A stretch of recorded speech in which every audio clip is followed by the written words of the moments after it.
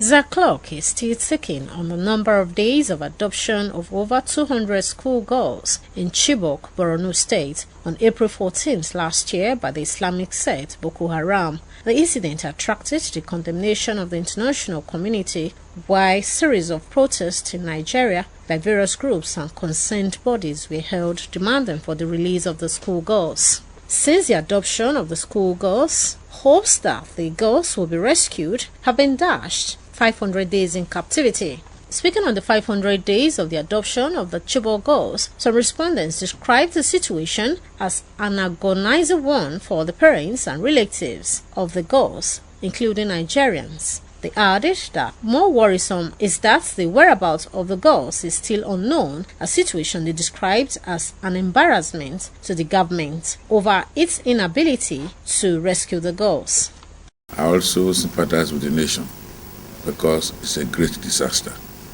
Now that we are not celebrating, but we're in grief for remembrance, the zeal in which they are using to curb this menace has been placed before. We won't have this problem. Fortunately, it is regrettable that as a nation and as a people, we have had to contend with the struggles of trying to help get these guys out from wherever they are.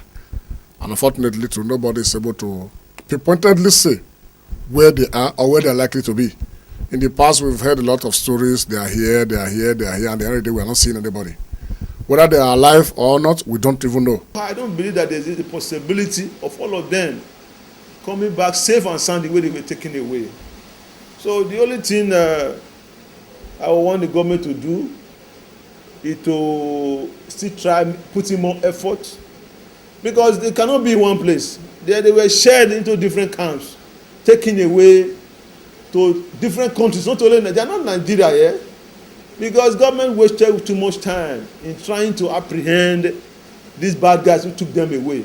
On the hope and possibility of rescuing the kidnapped girls, the respondents urged the federal government to collaborate with neighboring African countries where the girls can possibly be located. Let's find a way to liaise with those neighboring countries, Chad, Niger, Cameroon, and Chad and Niger particularly, and find a way to see, because most of these girls, they will be in those areas too, because they were shared into different camps.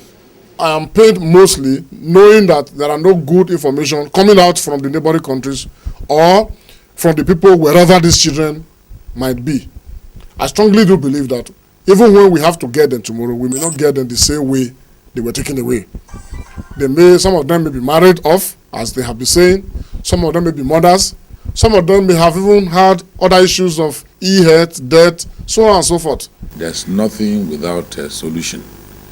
With prayers and with more determination and zeal of federal government, and the way the military are working now, I feel and I believe there will be hope.